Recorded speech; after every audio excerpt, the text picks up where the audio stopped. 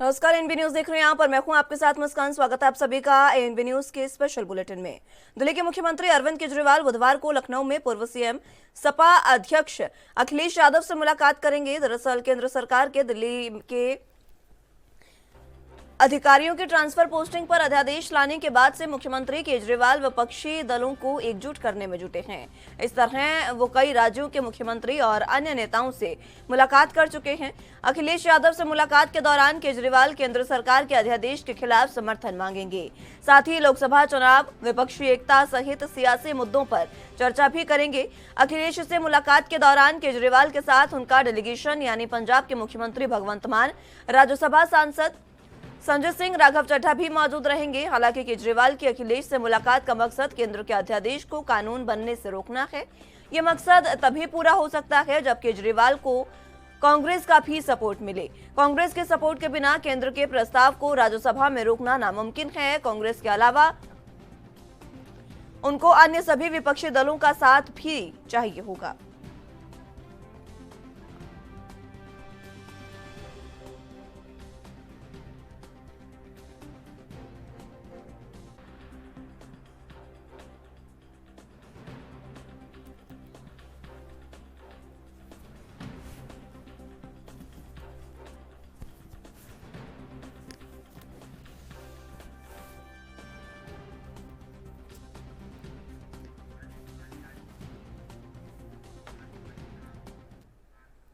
इस खबर पर ज्यादा जानकारी के लिए दिल्ली से संवाददाता राजीव तिवारी हमारे साथ मौजूद हैं।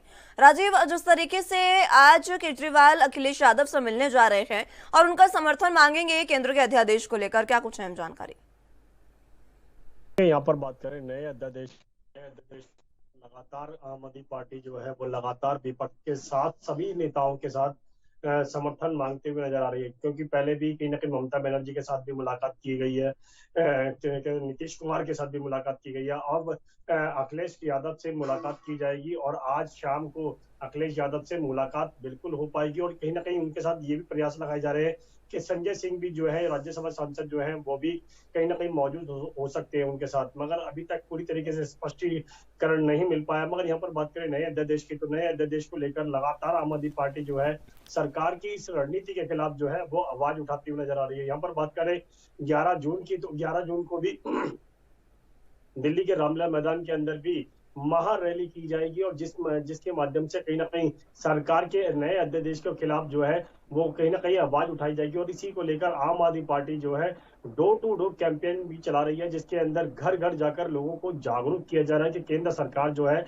वो राज्य सरकारों के खिलाफ जो है किस तरीके की रणनीति अपना रही है। और दूसरा, ये नए अध्यादेश को लेकर दिल्ली सरकार को काम करने के लिए जो अनुमति होनी चाहिए थी, जो कोर्ट ने कहीं ना कहीं उनको आदेश दिए गए थे, मगर उन आदेशों के खिलाफ जो केंद्र सरकार जो है वो नया अध्यादेश लेके आई है, जिसके खिलाफ कहीं ना कहीं काला अध्यादेश बताया जा रहा है इसको। और उस काले अध्यादेश के खिलाफ जो है वो 11 जून को कहीं ना कहीं दिल्ली के रामलीला मैदान के अंदर बड़ी महारैली जिसमें की जाएगी, जिसके अंदर पूरे देश के जो आम आदमी पार्टी के जो कार्यकर्ता है या फिर आम जनता है वो कहीं ना कहीं इसके अंदर शामिल होती नजर आएगी। जी, जिस तरीके से केंद्र के अध्यादेश के खिलाफ लगातार विपक्ष को एकजुट कर रहे हैं अरविंद केजरीवाल, कई ऐसे दल हैं जो उनको समर्थन दे चुके हैं, लेकिन कई ऐसे दल वो भी हैं जो उनको समर्थन नहीं दे रहे हैं। ऐसे में मुश्किलें आसान नहीं हैं केजरीवाल के लिए।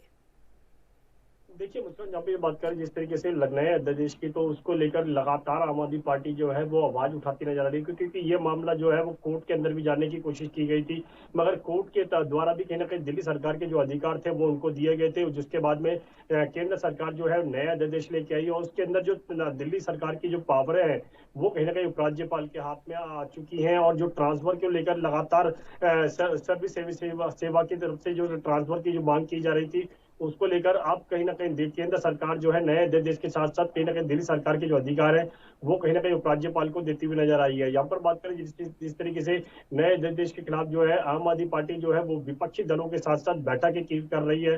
कुछ नेताओं पार्टियों ने कहीं ना कहीं उनको समर्थन भी दिया गया। नीतीश कुमार की बात करें, ममता बनर्जी की बात करें, और इस नए अध्यादेश से कहीं ना कहीं 2024 की जो रणनीति है वो कहीं ना कहीं स्पष्टीकरण होती नजर आ रही है। 2024 के लिए कहीं ना कहीं विपक्ष जो है वो अपने आप को एकजुट करने की कोशिश कर रहा है। और जिस तरीके से आज अरविंद केजरीवाल अखिलेश यादव से मिलने वाले हैं, तो साफ जाहिर है कहीं ना कहीं 2024 की रणनीति के लिए कहीं ना कहीं विपक्ष को एकजुट करने की जो कोशिश है वो कितनी कारगर हो पाएगी, ये शाम को ही स्पष्ट हो पाएगा। जी। कांग्रेस समर्थन नहीं कर रही है अरविंद केजरीवाल को। कांग्रेस के समर्थन के बिना राज्यसभा में इस बिल को कानून बनने से रोकना मुश्किल है काफी ज्यादा। देखिए, यहाँ पर बिल्कुल सही कहा आपने। मुस्कान जी, यहाँ पर बात करें कांग्रेस की, तो कांग्रेस जो है वो कहीं ना कहीं इस नए अध्यादेश के खिलाफ जो है वो आम आदमी पार्टी का समर्थन नहीं कर रही है, जिसकी वजह से कहीं ना कहीं आम आदमी पार्टी की मुश्किलें बनी हुई है। मगर यहाँ पर बाकी नेताओं की बात करें तो उनको जरूर एकजुट करने की कोशिश की जा रही है। और महार रैली जो की जाएगी 11 जून को रविवार को, उसके अंदर भी कहीं ना कहीं केंद्र सरकार की रणनीति के खिलाफ जो है वो पूरी तरीके से आवाज उठाने की कोशिश की जाएगी। मगर देखना होगा दिल्ली के रामलीला मैदान के अंदर कितने लोग जुड़ पाते हैं इस नए अध्यादेश के खिलाफ।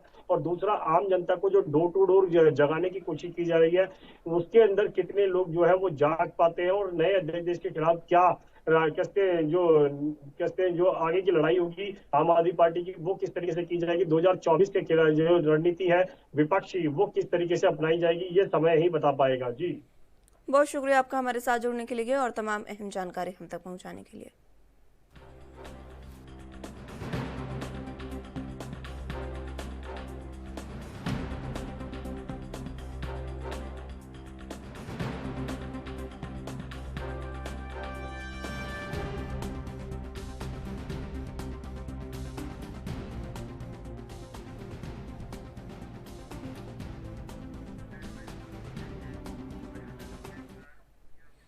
अगले साल होने वाले लोकसभा चुनाव में भारतीय जनता पार्टी उत्तर प्रदेश में कानून व्यवस्था और सुशासन को प्रमुख चुनावी मुद्दों को बनाएगी। हाल ही में निकाय चुनाव और उससे पहले 2022 के विधानसभा चुनावों में पार्टी को इसका लाभ मिला था।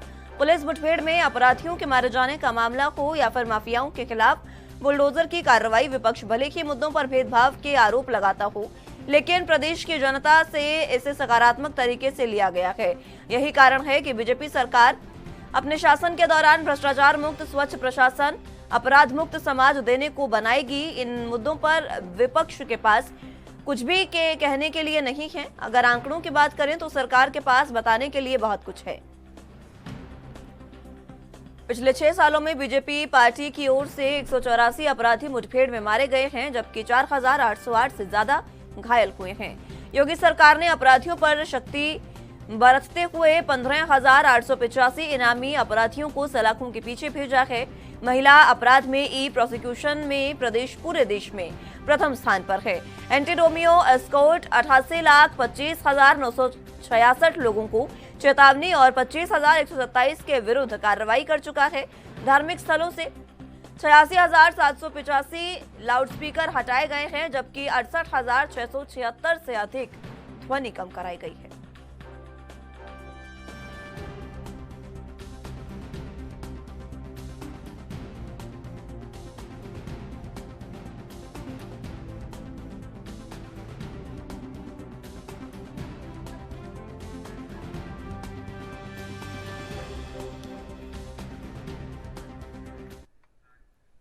इस खबर पर ज्यादा जानकारी के लिए लखनऊ से संवाददाता जितेंद्र चौहान हमारे साथ मौजूद हैं।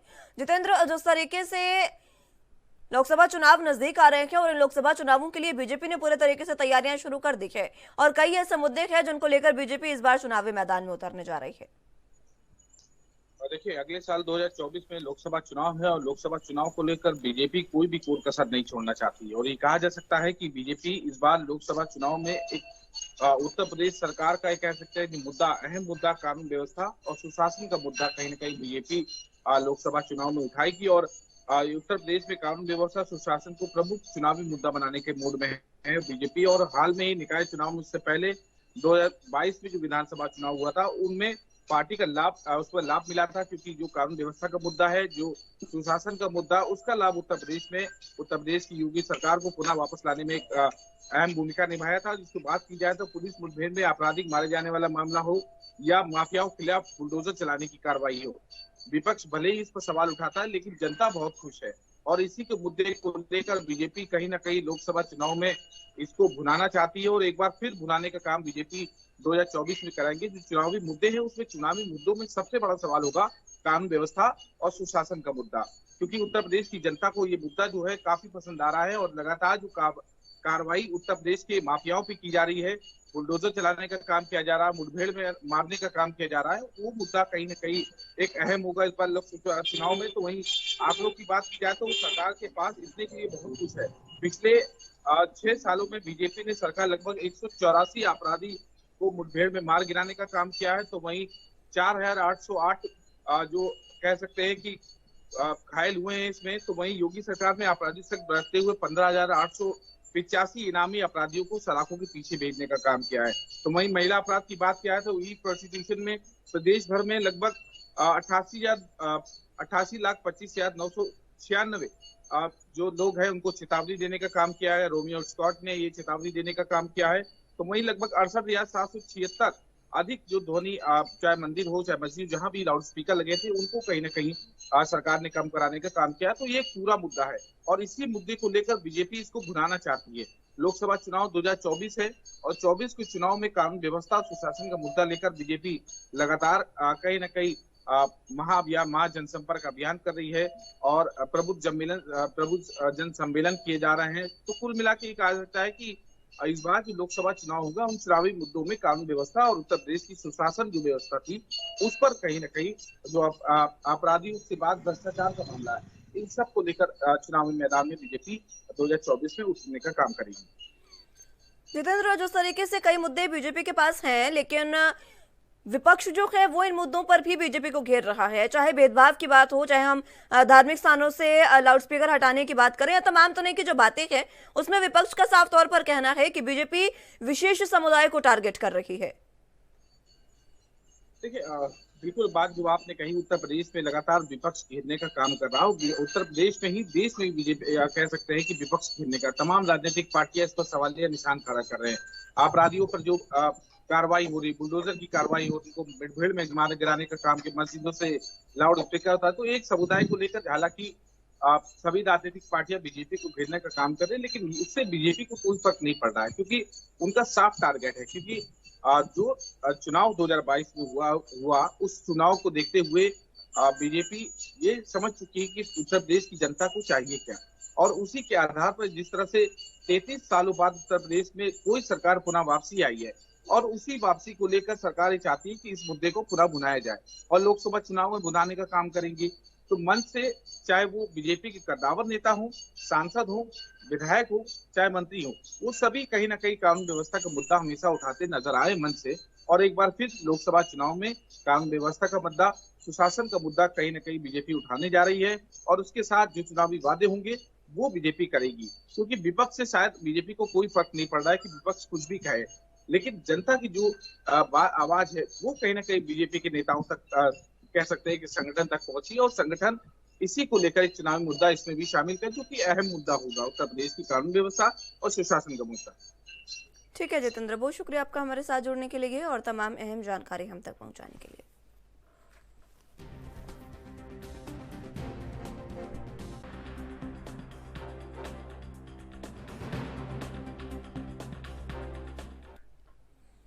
Punjab roadways, PUNBUS, PRTC contract worker union ने चंडीगढ़ डिपो में तैनात सीनियर अधिकारियों के खिलाफ गंभीर आरोप लगाए हैं। कर्मचारियों ने अधिकारियों पर भ्रष्टाचार करने और कॉन्ट्रैक्ट वर्करों को जबरदस्ती तंग करने के आरोप लगाए हैं, जिसके बारे में सभी सीनियर अधिकारियों को भी शिकायतें दी जा चुकी हैं, लेकिन अभी तक इस पर कोई कार्रवाई नहीं हुई है। इसी वजह से कर्मचारी आज चंडीगढ़ डिपो को बंद करेंगे। दोपहर 12 बजे तक अगर दोषी अधिकारियों के खिलाफ कार्रवाई नहीं की गई तो उसके बाद पटियाला के डिपो को भी बंद कर दिया जाएगा। इसके साथ आगे कर्मचारियों ने साफ कहा कि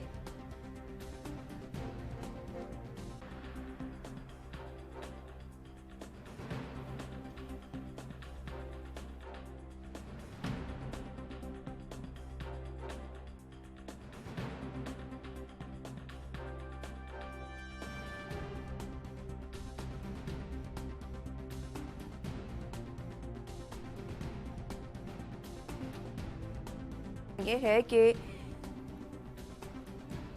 डिपो के अधिकारियों पर गंभीर आरोप लगाए गए हैं। आरोप है कि भ्रष्टाचार करने और साथ ही साथ कर्मचारियों के साथ बुरा व्यवहार करने के आरोप लगाए गए हैं, जिसके आरोप में ये धरना प्रदर्शन किया जा रहा है। उनका साफ तौर पर कहना है कि कई बार शिकायतें भी की जा चुकी है, लेकिन उन शिकायतों का भी कोई समाधान नहीं निकला है।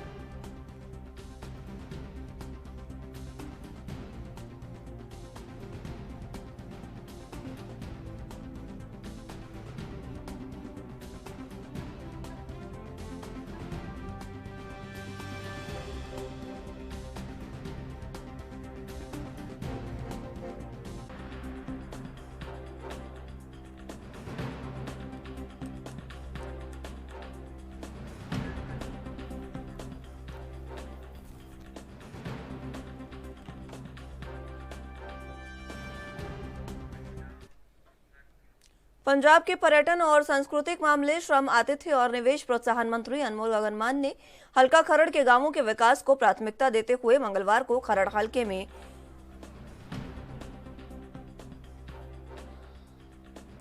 गांवों की ग्राम पंचायतों को गांवों के विभिन्न विकास कार्यों के लिए कुल 83,08,000 रुपए की ग्रांट जारी की है। इस संबंध और ज्यादा जानकारी देते हुए मंत्री ने बताया कि हल्का खरड़ के अलग अलग गांवों के विकास कार्यों के लिए 2-2 लाख रुपए की राशि चेक के रूप में दी गई है। उन्होंने कहा कि नंगलड़िया और झंडमाजरा की ग्राम पंचायतों को विकास के लिए 2.5 लाख रुपए की राशि के चेक जारी किए गए हैं। इस तरह इन गांवों के विकास कार्यों के लिए कुल 29 लाख रुपए की राशि के चेक बांटे गए हैं। मंत्री ने आगे बताया कि हल्का खरड़ के अलग अलग गांवों के गरीब परिवारों को राजस्व सहायता देते हुए मकान की मरम्मत के लिए और विभिन्न अन्य विकास के कार्यों के लिए 16,08,000 रुपए की राशि के चेक दिए गए हैं।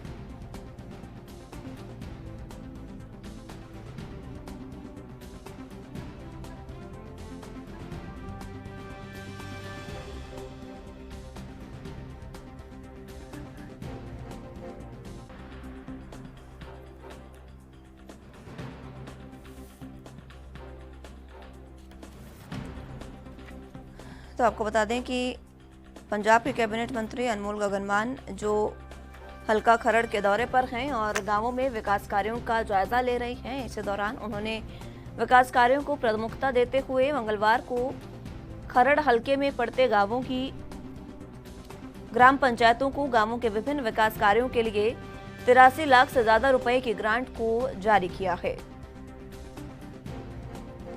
इस संबंध में और ज्यादा जानकारी देते हुए मंत्री ने बताया कि हल्का खरड़ के अलग अलग गांवों के विकास कार्यों के लिए 2-2 लाख रुपए की राशि के चेक वितरित किए गए हैं। उन्होंने कहा कि ग्राम पंचायतों को विकास के लिए कई ऐसे भी ग्राम पंचायतें हैं जिनको विकास के लिए 2.5 लाख रुपए भी दिए गए हैं।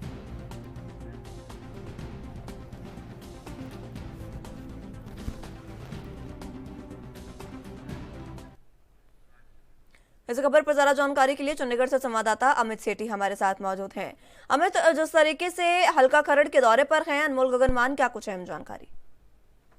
जी बिल्कुल, मैं आपको बताना चाहूँगा कि अगर खरड़ हल्के की बात की जाए तो पिछले कुछ दिनों से जो है मंत्री जो अनमोल गगनमान है वो जगह जगह जो है अपना जो है संपर्क कर रहे हैं लोगों के साथ जो है। और अगर गांव की बात की जाए तो गांव में भी उन्होंने जो है वहां पर पहुंचे, सरपंचों से मिले और उनकी समस्याएं सुनी। कुल अगर बात की जाए तो 83 लाख रुपए की जो है राशि जो है उन्होंने कल जो है लोगों को दिया है। चाहे सरपंचों की बात की जाए, चाहे आम जो जरूरतमंद लोग हैं उनको जो है कल दी गई है। और कहीं ना कहीं खरड़ निवासियों के लिए बड़ी जो है अच्छी बात सामने निकल के आ रही है, क्योंकि पिछले लंबे अरसे से जो है अगर आसपास के गाँव की बात की जाए तो विकास का काम रुका हुआ था। तो अगर अब जिस तरह से राशि जिस तरह से अब दी जाती है तो उसके बाद जो है विकास का काम जो है तेजी से होगा। क्या क्या विकास कार्य हैं जिनको लेकर ये जो ग्रांट है वो दी गई है? जी बिल्कुल, अगर ग्रांट की बात की जाए तो कुल 83 लाख रुपए की ग्रांट दी गई है। और विकास जो है पिछले लंबे अरसे से रुके हुए थे, चाहे स्कूल की बात की जाए, चाहे सड़कों की बात की जाए, और भी अन्य जो समस्याएं थी वो अनमोल गगनमान के सामने जो है सरपंचों पंचों ने रखी और उन पे जो है राशि जो है जारी की गई है। जो आम जो जरूरतमंद लोग थे, जो गरीब लोग थे, जिनके मकान पिछले लंबे अरसे से टूटे हुए थे या उन्हें और भी किसी चीज की आर्थिक मदद की जरूरत थी, तो उनके लिए भी जो है राशि जो है कल जो है दी गई है। कितने दिनों के खरड़ दौरे पर हैं अनमोल गगनमान? जी बिल्कुल, अगर पिछले 3 दिनों की बात की जाए तो पिछले 3 दिनों से लगातार जो है अनमोल गगन मान जो हैं खरड़ निवासियों से जो है स्थानीय लोगों से जो है मुलाकात कर रहे हैं। उनकी जो समस्याएं थी उनको सुना, चाहे वो पानी की समस्या थी, चाहे सीवरेज की समस्या थी। तो अगर बात की जाए तो आज भी जो है अनमोल गगन मान का जो दौरा है वो जो खरड़ में रहेगा, और अगर सूत्रों की मानी जाए तो आने वाले 1 सप्ताह जो है दौरा जो है रहने वाला है अनमोल गगन मान का खरड़ इलाके में। आज कौन कौन से गांवों का दौरा अनमोल गगनमान का है अमित? अगर चप्पड़छेड़ी की बात की जाए और भी जो साथ में जो लगते कई गांव हैं तो वहां पर जो है अनमोल गगन मान जो है आज दौरा करेंगे। खरड़ के और कई जगह हैं उनका जो आज दौरा कर सकते हैं, क्योंकि पिछले 3 दिनों से जो दौरा जो है वो चल रहा है और लोगों की जो समस्या है वो सुनी जा रही है। अमित, जिस तरीके से कल की अगर बात करें तो अनमोल गगनमान ने सीधे तौर पर जो परिवार हैं उनके मरम्मत की, उनके मकानों की मरम्मत के लिए राशि स्वीकृत की है। वो परिवार किस तरीके से धन्यवाद कर रहे हैं उनको? बिल्कुल, कुछ परिवारजनों से हमारी बात भी हुई है। उन्होंने बड़ा आम आदमी पार्टी का शुक्रिया किया, अनमोल गगन मान का शुक्रिया किया, क्योंकि पिछले लंबे अरसे से उनके मकान की समस्या थी, माड़ी हालत जो थी उनके मकानों की थी, बारिश में जो है पानी अंदर आ जाता था, छत जो है थी वो चो रही थी। तो उनका काफी लोगों ने जो है आम आदमी पार्टी का भी धन्यवाद किया, कहीं ना कहीं अनमोल गगन मान का भी उन्होंने धन्यवाद कहा कि पहली सरकार हमने देखी है जो रिपेयर के लिए भी, हमारे घर खर्च के लिए भी जो है हमारे को उन्होंने जो है राशि मुहैया कराई। और ऐसे कौन कौन से मुद्दे हैं जिनको लेकर जो अनमोल गगनमान है उन्होंने राशि ग्रांट की है? जी बिल्कुल, चाहे विकास को लेकर, चाहे अगर गांव की बात की जाए, चाहे स्कूल के जो जरूरतें थी, चाहे वहां पे बेंचेस की जरूरत थी, या अगर बिल्डिंग जो है उनकी सुधार की जरूरत थी, उनके लिए राशि दी गई। और भी पिंड में अगर जो है और भी जो ग्रांट जरूरत होती हैं, चाहे सड़कों को लेकर अगर बात की जाए, चाहे अन्य विकास की जो भी बात की जाए, तो सभी मुद्दों पे जो है जो राशि जो है वो दी गई है। पंजाब के कैबिनेट मंत्रियों में क्या सिर्फ अनमोल गगनमान दौरे पर है या फिर अन्य कैबिनेट मंत्री भी दौरा कर रहे हैं? जी बिल्कुल, अपने अपने हलके में जो है सभी कैबिनेट मंत्रियों की अगर बात की जाए तो अपने हलके में जो है दौरा जो है वो अक्सर जो है समय समय पे करते रहते हैं। जो उस गांव की या आसपास के लोगों की जो भी समस्या होती हैं उनको लेके जो है ये रूटीन में जो है ये जो सरकारी प्रक्रिया है वो करते रहते हैं। समय समय पे जो मंत्रिमंडल है वो अपने हलके में जाता है और गाँव निवासियों की जो बात करते हैं। खासकर आम आदमी पार्टी की बात की जाए तो आम लोगों के साथ आम आदमी पार्टी कहीं ना कहीं जुड़ी दिखती है और लोगों की समस्या भी जो है सुनती है और साथ के साथ उनका हल भी करती है, निवारण भी करती है। बहुत शुक्रिया आपका हमारे साथ जुड़ने के लिए और तमाम अहम जानकारी हम तक पहुंचाने के लिए।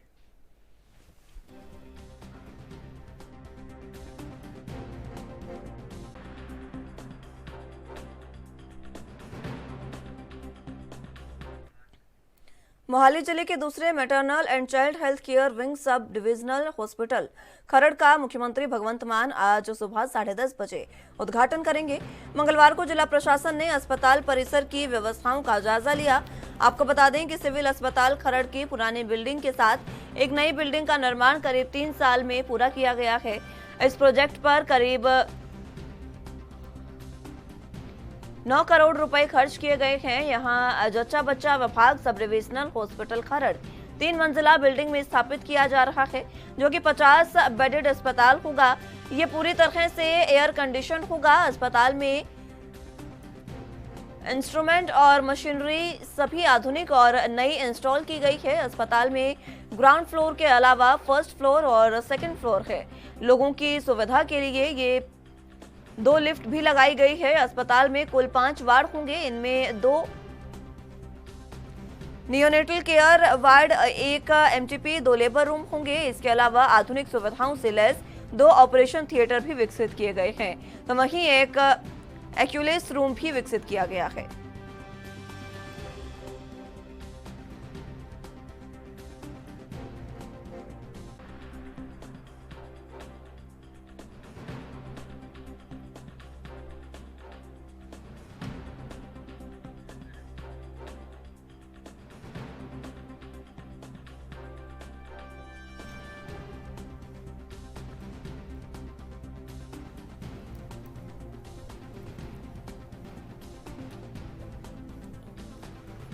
तो बता दें कि मोहाली जिले के दूसरे मैटरनल और child health care wing sub divisional hospital Kharar का मुख्यमंत्री भगवंत मान आज उद्घाटन करने जा रहे हैं। सुबह 10:30 बजे का समय रखा गया है। मुख्यमंत्री भगवंत मान उद्घाटन करेंगे। मंगलवार को यानी कल जिला प्रशासन ने अस्पताल परिसर की व्यवस्थाओं का जायजा भी लिया था।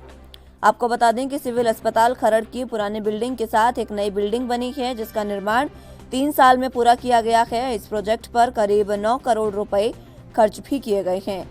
ये जच्चा बच्चा विभाग सब डिवीजन हॉस्पिटल खरड़ 3 मंजिला बिल्डिंग में स्थापित किया जा रहा है, जो कि 50 बेडेड अस्पताल होगा, जिसमें तमाम तरह की सुविधाएं रखी गई है। तमाम मशीनरी जो है वो आधुनिक और नई इंस्टॉल की गई है। अस्पताल में कुल 5 वार्ड बनाए गए हैं। इसमें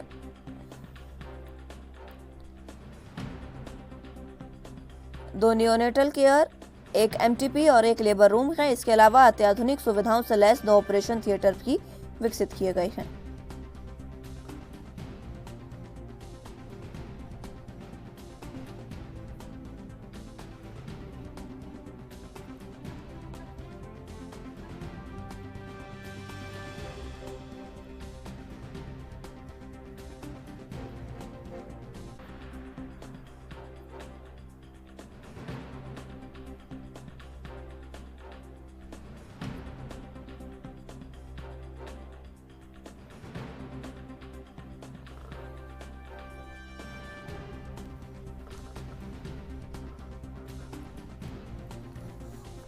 तो आपको बता दें कि मोहाली में दूसरा child health care wing sub divisional अस्पताल खुलने जा रहा है। आज इसका उद्घाटन मुख्यमंत्री भगवंत मान करेंगे। सुबह 10:30 बजे का समय रखा गया है। 3 साल में लगभग पुराने सिविल अस्पताल के पास ही नई बिल्डिंग जो है वो बनाई गई है।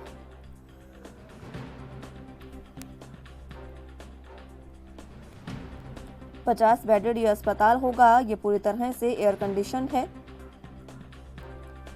अस्पताल में इंस्ट्रूमेंट और मशीनरी सभी आधुनिक और नई इंस्टॉल की गई है।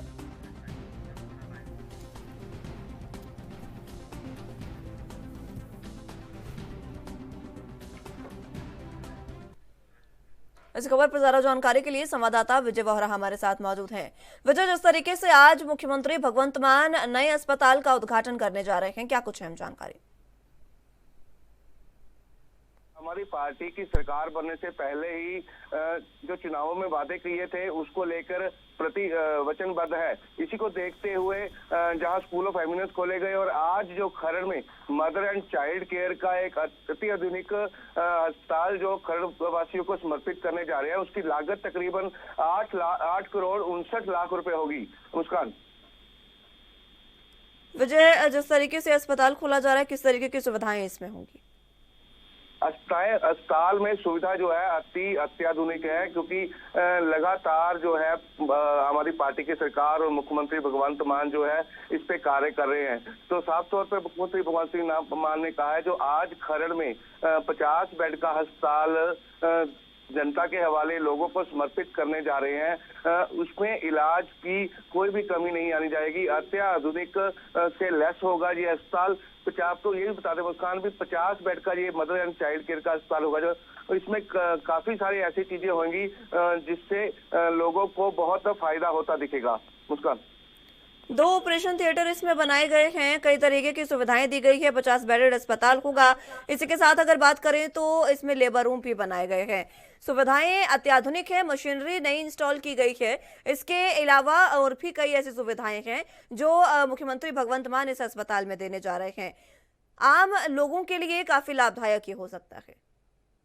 बिल्कुल मुस्कान, बात करें तो आज जो सुबह 10 बजे के करीब खरड़ में जो 50 बेड का अत्याधुनिक से लेस जो अस्पताल है, जिसकी कीमत 8 करोड़ 59 लाख रुपए होगी, जिसमें कई ऑपरेशन थिएटर है और जिसमें एक्सरे रूम है, लेबर रूम है। इसके अलावा भी कई ऐसी चीजें हैं जो लोगों को अच्छी सुविधा देने के लिए या किसी तरह की कठिनाई ना आए उसके लिए भगवंत सिंह मान ने साफ तौर पे कहा है पूरी तरह से ये अस्पताल जो है अत्याधुनिक लेस होगा।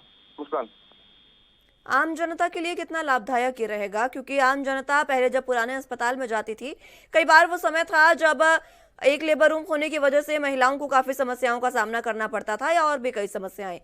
आम जनता किस तरीके से इस अस्पताल को देख रही है?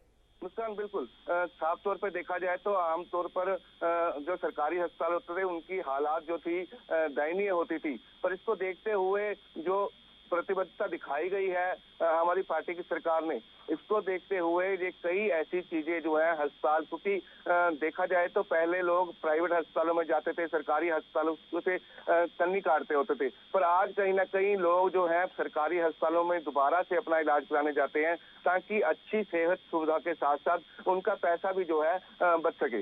मुस्कान विजय, जिस तरीके से अस्पताल आज उद्घाटन इसका किया जाएगा, क्या समय रखा गया है? कौन कौन इस उद्घाटन में शामिल होगा? बिल्कुल, इसमें हेल्थ मिनिस्टर जो है बलबीर सिंह सिद्धू वो भी पहुंचने जा रहे हैं। मुख्यमंत्री भगवंत सिंह मान जो है खुद तकरीबन 10 बजे के करीब खरड़ पहुंच लोगों को समर्पित करेंगे। ये 50 बेड का अत्याधुनिक जो मदर एंड चाइल्ड केयर के लिए समर्पित किया गया है। उसका बहुत शुक्रिया आपका हमारे साथ जुड़ने के लिए और तमाम अहम जानकारी हम तक पहुंचाने के लिए।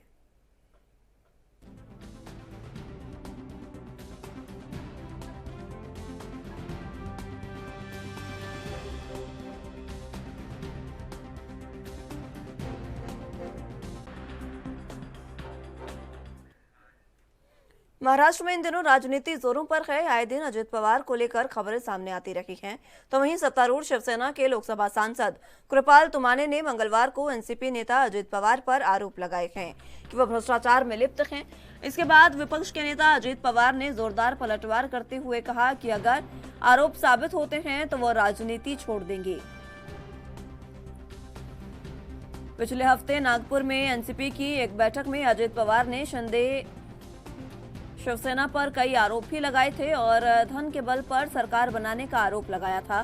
साथ ही उन्होंने कहा था कि मतदाता इन सबको न भूलें और उन्होंने अगले चुनाव में गद्दारों को सबक सिखाने की बात कही थी।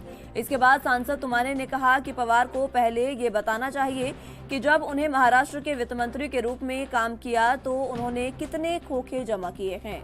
तुमाने आरोप लगाते हुए आगे बोले कि पवार बिना पैसे लिए कोई काम नहीं करेंगे।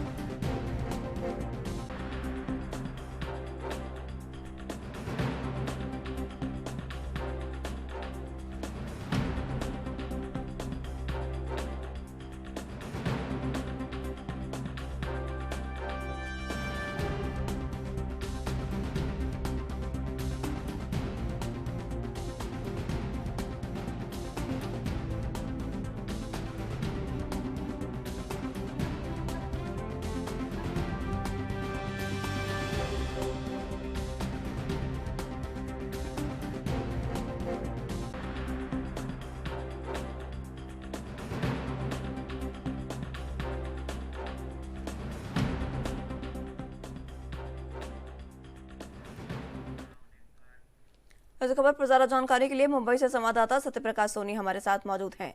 सत्यप्रकाश, जिस तरीके से अजित पवार पर लगातार आरोप लग रहे हैं और अब भ्रष्टाचार के आरोप उन पर लगे हैं, क्या कुछ अहम जानकारी? देखिए, जो महाराष्ट्र में एक बार फिर से अजित पवार और शिंदे गढ़ के शिवसेना नेता और वह सांसद के बीच एक बार फिर से जुबानी जंग शुरू हो गई है। एक समाज के दौरान शिंदेगढ़ के सांसद ने बताया कि अजित पवार दूध के धुले हुए नहीं है, उनके ऊपर कई भ्रष्टाचार ऐसे लगे हुए हैं और वो खोखे की बात करते हैं तो सबसे पहले वह ये बताया कि जब वह पूर्व वित्त मंत्री बने थे तो कितने खोखे जमा किए थे।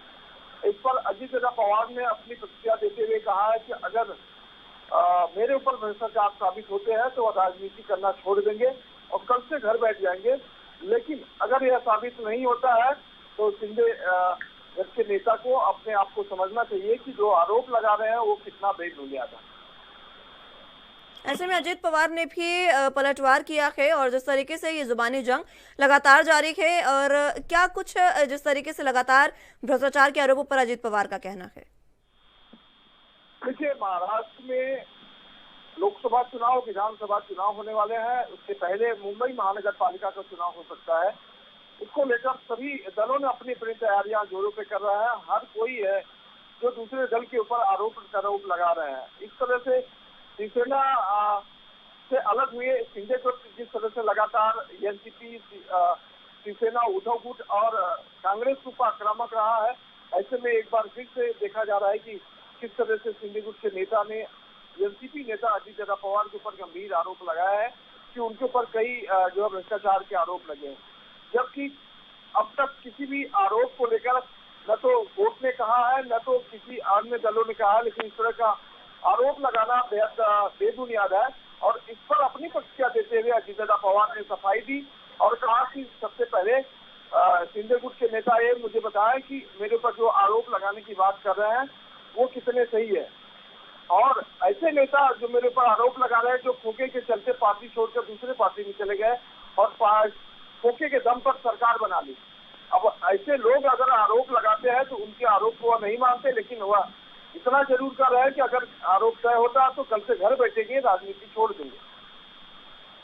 अजीत पवार ने बहुत बड़ा ऐलान कर दिया है राजनीति छोड़ने का। ऐसे में क्या दोबारा कोई बयान सामने आया तुम्हारे का, क्योंकि उनके आरोपों के बाद ही ये बयान सामने आया है अजीत पवार का? देखिए, आरोप प्रत्यारोप राजनीति में चलते रहते हैं। इस तरह के अगर राजनेता एक दूसरे को आरोप लगाए और कोई राजनीति छोड़ दे तो यह संभव नहीं है, लेकिन जरूर जुबानी जंग के तौर पर ये इस्तेमाल किया जाता है। जिस तरह से अजीत पवार ने इस्तेमाल किया है कि अगर आरोप लगते हैं तो छोड़ देंगे। कई ऐसे नेता महाराष्ट्र के हैं जिनके ऊपर कई गंभीर आरोप लगे हैं, लेकिन राजनीति उन्होंने नहीं छोड़ी है। तो इस तरह से चीजें रहती है, लेकिन आरोप लगाना, आरोप तय होना, दोनों बातों में बिल्कुल अलग बात है। ऐसे में आरोप तो लगते रहते हैं, लेकिन आरोप तय होना बड़ी बात है। तो अजीत पवार का ऐसा ही कहना है कि अगर मेरे ऊपर आरोप तय होते हैं तो वह राजनीति छोड़ देंगे, लेकिन आरोप तय होने के लिए न्यायपालिका की तरफ से 10 से 20 साल लग जाते हैं। तो उन्हें पता है कि जब न्यायपालिका किसी मामले में न्याय सुनाएगी तब देखा जाएगा। लेकिन अभी फिलहाल उन्होंने जवाब दिया है कि अगर इस तरह की चीजें सामने आती है तो वह राजनीति छोड़ देंगे। लोकसभा और विधानसभा चुनाव दोनों ही नजदीक है महाराष्ट्र में, और दोनों ही चुनावों से पहले राजनीति ने जोर पकड़ लिया है महाराष्ट्र में, ये कहना गलत नहीं होगा।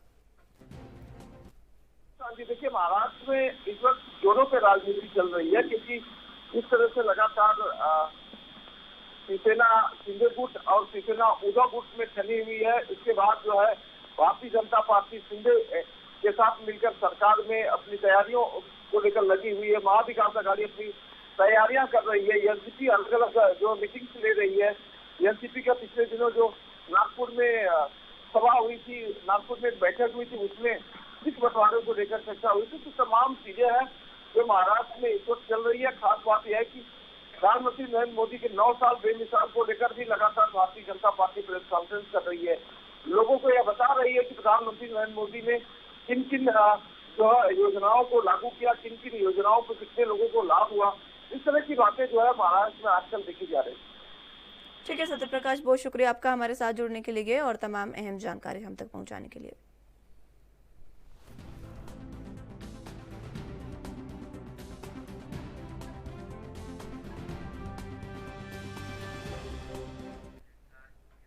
हिमाचल प्रदेश में अब रात 12 बजे की जगह 1 बजे तक बार खुल रहेंगे। बार खोलने का समय 1 घंटा बढ़ाया गया है। 75,000 करोड़ के कर्ज तले दबी सुक्खू सरकार 800 करोड़ का और कर्ज लेने भी जा रही है। सरकार आर्थिक तंगी से जूझ रही है, जिससे रोजमर्रा के कामों में भी दिक्कत सामने आ रही है। केंद्र सरकार ने हिमाचल के कर्ज की लिमिट को कम कर दिया है। मुख्यमंत्री सुखविंदर सिंह सुक्खू की अध्यक्षता में आयोजित प्रदेश मंत्रिमंडल की बैठक में पावर डेवलपर्स से राज्य में विभिन्न ऊर्जा परियोजनाओं पर जल उपकरण लगाने के बारे में चर्चा के लिए सचिव ऊर्जा की अध्यक्षता में एक कमेटी गठित करने का निर्णय भी लिया गया। इस कमेटी में जल शक्ति विभाग, वित्त विभाग और विधि विभाग के प्रतिनिधि भी शामिल होंगे। मंत्रिमंडल ने कांगड़ा जिला के ज्वालामुखी और फतेहपुर और हमीरपुर जिला के भौरंज में प्राथमिक स्तर तक राजीव गांधी राजकीय मॉडल डे बोर्डिंग स्कूल खोलने के लिए निर्माण गतिविधियां आरंभ करने की अनुमति दी है। प्रदेश में 13 स्थानों पर ऐसे स्कूलों का निर्माण शुरू करने के लिए कैबिनेट ने पहले ही मंजूरी दे दी है।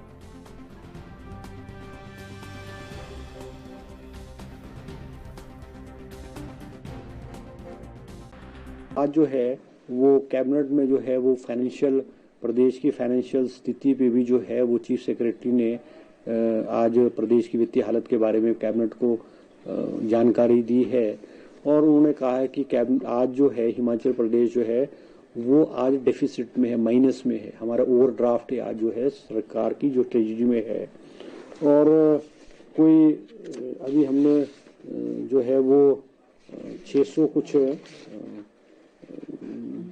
1000 करोड़ डेफिसिट में था, जिसमें से कि 800 करोड़ रुपए का लोन जो है वो कल लिया जाएगा। तो फिर भी हिमाचल की जो ट्रेजरीज है वो डेफिसिट में है, क्योंकि इस प्रदेश की जो वित्तीय हालत है वो बहुत खराब है और सरकार को डे टू डे करने में भी बहुत दिक्कत आ रही है, क्योंकि गवर्नमेंट ऑफ इंडिया ने जो हमारा हिमाचल प्रदेश का जो लोन लेने की जो लिमिट है उसमें भी कटौती की गई है, 5000 करोड़ रुपए की कटौती की गई है।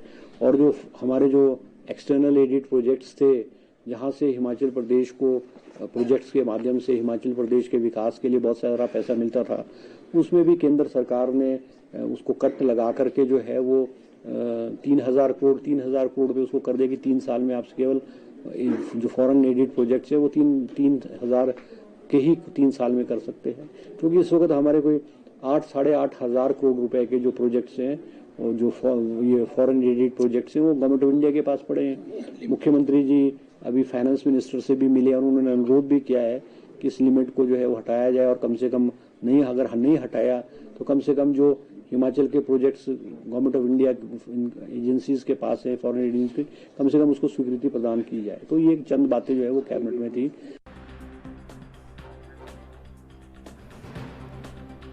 इसी खबर पर ज्यादा जानकारी के लिए हिमाचल प्रदेश से ब्यूरो चीफ टीना ठाकुर हमारे साथ मौजूद हैं। टीना जी, जिस तरीके से कल कैबिनेट की बैठक हुई है, कई अहम फैसले लिए गए हैं। इस कैबिनेट की बैठक में क्या कुछ वो अहम फैसले रहे? जी बिल्कुल, देखिए कैबिनेट की बैठक में कुछ अहम फैसलों पर मोहर लगाई गई है। इनमें अगर हम बात करें वाटर सेस परियोजना पे, क्योंकि केंद्र के मना करने के बाद जो है जो प्रदेश की सरकार है वो बैकफुट पर आ गई थी, तो अब उसके लिए जो है एक कमेटी का गठन करने की बात यहाँ पर की गई है। कमेटी का गठन होगा, वो पुनः इस मामले में पूरी चर्चा करेंगे और ये जो कमेटी वो ऊर्जा सचिव की अध्यक्षता में बनाई जाएगी और इसमें जो है जल शक्ति विभाग, वित्त विभाग और विधि विभाग के प्रतिनिधि शामिल होंगे। हर तरह के पहलुओं पर इस पर चर्चा की जाएगी। विधि विभाग से इस पर चर्चा की जाएगी कि अगर वाटर सेस लगाया जाता है या हिमाचल अगर वाटर सेस लगाता है तो उसमें कितना उनको सफलता मिल सकती है और किस तरह से वो अगर न्यायालय में यह मामला जाता है तो किस तरह इस पे अपना जो पक्ष है वो हिमाचल सरकार रख सकती है।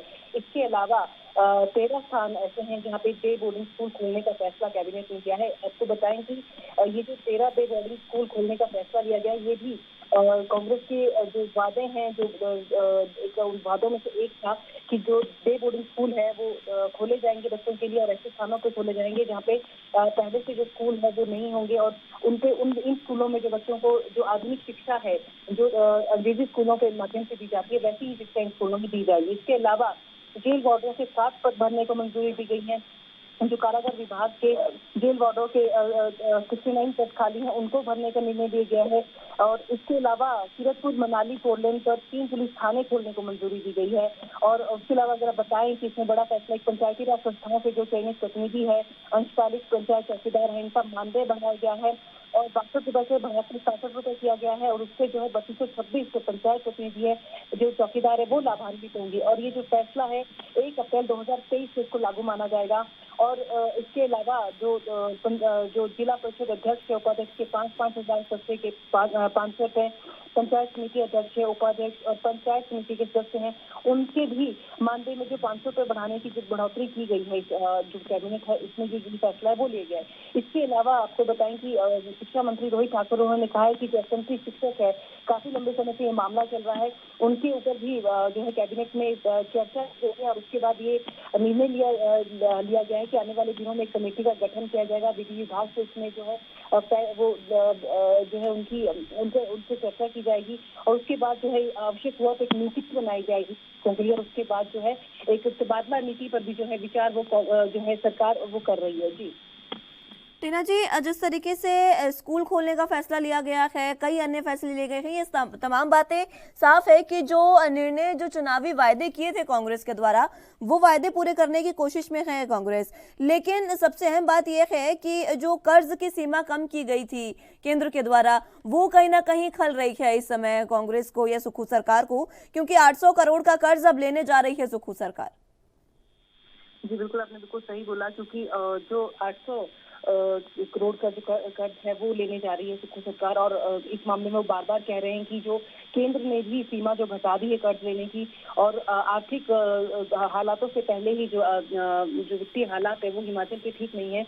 ऐसे में जो रोजमर्रा के काम है उनमें भी सरकार को जो दिक्कतें पेश आ रही है, तो ऐसे में उन्होंने कहा है कि 800 करोड़ का भी जो कर्ज है वो हिमाचल सरकार लेगी और पहले ही अगर आप बताएं 73,000 करोड़ का जो कर्ज है वो हिमाचल सरकार पर है।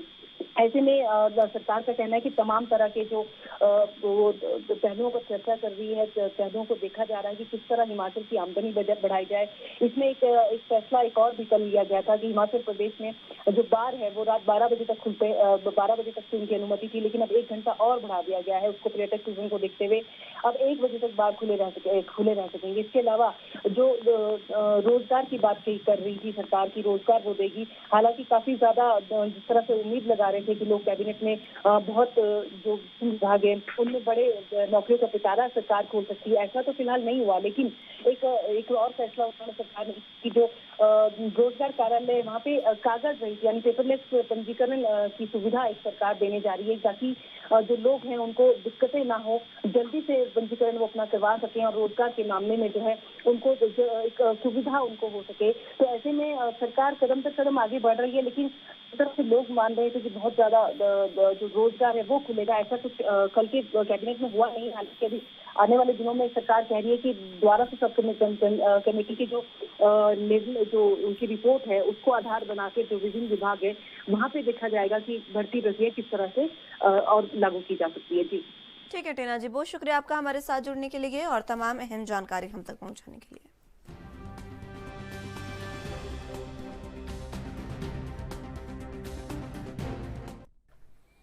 उत्तराखंड में विशेष समुदाय की लगातार बढ़ रही जनसंख्या को देखते हुए प्रदेश सरकार गंभीर है। सीएम धामी ने कहा है कि प्रशासन इस दिशा में आंकड़े जुटाने का काम कर रहा है। उन्होंने कहा कि उत्तराखंड राज्य की मूल पहचान को बिगाड़ने नहीं दिया जाएगा। उत्तराखंड को जिस देवभूमि के नाम से जाना जाता है उस पहचान को बनाए रखने के लिए सरकार लगातार काम कर रही है। सरकार के इस विचार को बीजेपी प्रदेश संगठन का समर्थन भी मिल चुका है। पार्टी प्रदेश अध्यक्ष महेंद्र भट्ट ने ये कहा था कि पार्टी जनसांख्यिकी बदलाव और जनसंख्या नियंत्रण के लिए कानून को जरूरी मानती है। पार्टी शीघ्र सरकार के साथ इस विषय पर मंत्रणा करेगी। प्रदेश सरकार इस समय प्रदेश के धार्मिक, सांस्कृतिक और सामाजिक स्वरूप को बरकरार रखने के लिए प्रतिबद्धता पर लगातार कार्य कर रही है। इस कड़ी में प्रदेश सरकार जबरन मतांतरण रोकने के लिए सख्त कानून ला चुकी है, जिसमें जबरन मतांतरण कराने वालों को 10 साल की सजा और 50,000 रुपए जुर्माने की व्यवस्था की गई है।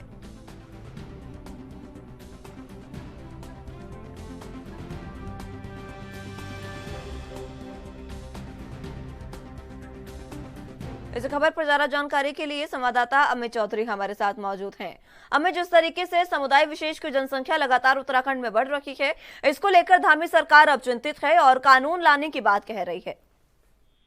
बिल्कुल मुस्कान, देखिए लगातार जिस सिंह धामी की बात करें तो लगातार वो उन सभी मुद्दों पर लगातार कार्रवाई कर रहे हैं जिन मुद्दों पर कहीं ना कहीं कार्रवाई करने के लिए यहाँ पर जो सरकार थी वो पहले कई बार सोचती थी और उसके बाद भी नहीं कर पाती थी, लेकिन प्रशासन लगातार उन सभी कार्यों को लगातार करना यहाँ पर शुरू कर चुके हैं, जिसमें तमाम तरीके से यहाँ पर जो इससे पहले जो कार्य है वो यहाँ पर की बात की जाए। और अब यहाँ पर जो लगातार जनसंख्या क्योंकि उत्तराखंड के अंदर जो लगातार यहाँ पर जो बढ़ने की लगातार बात की जाती है और एक विशेष वर्ग के समुदाय के चलते यहाँ पर जो लगातार अगर यहाँ पर अतिक्रमण की घटनाएं सामने आती हैं और जो जबरन यहाँ पर जो कब्जे किए जाते हैं उसको लेकर के अब कार्रवाई लगातार की जा रही है। और उसी को लेकर उनका बयान आया है कि यहाँ पर जो लगातार जो जनसंख्या को देखते हुए प्रदेश सरकार लगातार गंभीर है और यहाँ पर जो लगातार काम हो रहे हैं उस पर कहीं ना कहीं कार्रवाई की जाएगी। और इस तरीके से जो लगातार जो जनसंख्या यहाँ पर लगातार बढ़ रही है उस पर कहीं ना कहीं कार्रवाई यहाँ पर लगातार प्रदेश सरकार और स्थानीय सरकार कर रही है। जिस तरीके से खुद सीएम धामी ये बात कह चुके हैं और महेंद्र भट्ट के द्वारा ये बयान सामने आया है कि वो प्रदेश सरकार के साथ बैठकर इस बात पर चर्चा करेंगे और किस तरीके से इस पर मंत्रणा की जाएगी। देखिए क्योंकि लगातार बात कर रहे हैं यहाँ पर जो धामी सरकार की बात की जाए उस पर क्योंकि जो कार्य यहाँ पर किए जाते हैं उस पर लगातार यहाँ पर जो संगठन को कहीं ना कहीं यहाँ पर जरूर उसकी अनुमति दी जाती है। और क्योंकि इस कानून की अगर यहाँ पर इस कार्य की अगर बात की जाए तो इसको लेकर के जो मेन पार्ट है भाजपा के प्रदेश अध्यक्ष उनका भी साथ उनको मिलते हुए नजर आ रहा है। उनकी तरफ से रजामंदी कहीं ना कहीं उनको मिल चुकी थी। इस तरीके से यहाँ पर अगर कोई चीजें आती है तो उस पर जो यहाँ पर सरकार का जो साथ कहीं ना कहीं संगठन भी देगा और उसको लेकर के यहाँ पर जो तमाम तरह प्रदेश में जो धार्मिक और सांस्कृतिक सामाजिक स्वरूप को बरकरार रखने के जो लगातार प्रतिबद्धता कहीं ना कहीं बीजेपी सरकार करती है उसको लेकर के यहाँ पर लगातार कार्य किया जाएगा। और जो जनसंख्या बदलाव पर सरकार लगातार पैरवी नजर यहाँ पर रखे हुए है उसको लेकर के यहाँ पर जो अवैध बस्तियां हैं और जो कई तरीके से यहाँ पर जो कब्जे किए जा रहे हैं उस पर कहीं ना कहीं लगातार कार्रवाई जारी है। और इस पे जो यहाँ पर विशेष वर्ग की आबादी है वो लगातार अगर बढ़ रही है तो उस पर कहीं ना कहीं सरकार के द्वारा जो रिपोर्ट समय समय पर अगर मिलती है तो उस पर कार्रवाई की जाएगी। और ऐसे इशारों को सत्यापित अभियान के द्वारा चलाए जाने के लिए भी कहीं ना कहीं सरकार ने यहाँ पर जरूर कार्रवाई की बात की है। और जो उत्तराखंड के हित में जो कार्य होगा उसको लगातार करने के बाद लगातार पुष्टि हम यहाँ पर करते हुए जा रहे हैं। किस तरीके की कार्रवाई कर सकती है सरकार, क्योंकि सरकार का ये साफ कहना है कि उत्तराखंड की जो छवि है, उत्तराखंड का जो प्रारूप है उसको बदलने नहीं दिया जाएगा। देखिए क्योंकि अगर यहाँ पर बात करें कि अगर जनसंख्या अधिकांश की जो यहाँ पर आबादी वर्ग है विशेष वर्ग है उस पर अगर लगातार यहाँ पर बढ़ती है जनसंख्या अगर यहाँ पर कहीं ना कहीं अगर कब्जे होते हैं और लगातार यहाँ पर ऐसी कार्रवाई होती है तो उस पर कहीं ना कहीं लगातार यहाँ पर कहीं ना कहीं पूरी तरीके से काम किया जाएगा। और उन सभी जगहों पे कहीं ना कहीं कार्रवाई की जाएगी जो यहाँ पर अतिक्रमण हटाया जाएगा और पूरी तरीके से उन जगहों को अतिक्रमण मुक्त किया जाएगा। और लगातार और यहाँ पर अन्य कार्रवाई यहाँ पर करते हुए लगातार सरकार नजर आएगी। इसका विचार लगातार सरकार यहाँ पर करती है। अमित, क्योंकि धामी सरकार गंभीर है इस बात को लेकर, कानून बनाने की बात कह रही है, क्या कब तक ये मंथन हो सकता है? क्योंकि महेंद्र भट्ट ये कह चुके हैं कि जल्द ही इस पर मंत्रणा की जाएगी। कब ये मंथन हो सकता है? क्या इसको लेकर कोई खबर सामने आई है? देखिए मुझसे लगातार यहाँ पर बात की है पुष्कर धामी लगातार कई अपने बयानों में कहते हुए नजर आते हैं कि यहाँ पर जो जनसंख्या नियंत्रण को लेकर के लगातार कार्रवाई यहाँ पर की जा रही है। और उन सभी जगहों को चिन्हित कर दिया जा चुका है जो लगातार जहाँ पर अतिक्रमण होता रहा है। और यहाँ पर जो विशेष वर्ग के लोगों के द्वारा यहाँ पर अगर यहाँ पर चीजें सामने आती है तो उस पर कहीं ना कहीं कार्रवाई की जाएगी। इसको लेकर के क्योंकि प्रदेश संगठन की यहाँ पर बात की जाए उसका लगातार यहाँ पर साथ मिलता हुआ नजर आ रहा सरकार को। प्रदेश संगठन और सरकार के जो यहाँ पर नुमाइंदे है वो लगातार बैठ के यहाँ पर चर्चा करने वाले हैं। जल्द ही कहीं ना कहीं इसकी तरफ संकेत भी कहीं ना कहीं पुष्कर धामी ने मिल चुके हैं। और ये बैठक होने के बाद किस प्रकार से कार्रवाई आगे बढ़ने जा रही है ये देखने की बात होगी मुझसे। लेकिन फिलहाल अभी पुष्कर धामी की बात करें तो वो इस तरफ सख्त रवैया अपनाए हुए हैं और अधिकारियों को आपको निर्देश यहाँ पर दिया जा चुका है। सरकार के साथ साथ यहाँ पर संगठन का भी साथ कहीं ना कहीं मिलता नजर आ रहा। तो एक राय मत होकर के काम किया जाएगा और इस काम को क्योंकि 2024 के चुनाव है प्रदेश के अंदर उससे पहले यहाँ पर चीजों को किया जाएगा। वोट बैंक की कहीं ना कहीं यहाँ पर राजनीति भी कहा हो सकती है। इन सभी चीजों को देखते हुए यहाँ पर सरकार काम करेगी और पूरी तरीके से इन सभी जो कार्रवाई है इन पर कहीं ना कहीं यहाँ पर चीजें करते नजर आएगी। ठीक है अमित, बहुत शुक्रिया आपका हमारे साथ जुड़ने के लिए और तमाम अहम जानकारी हम तक पहुंचाने के लिए।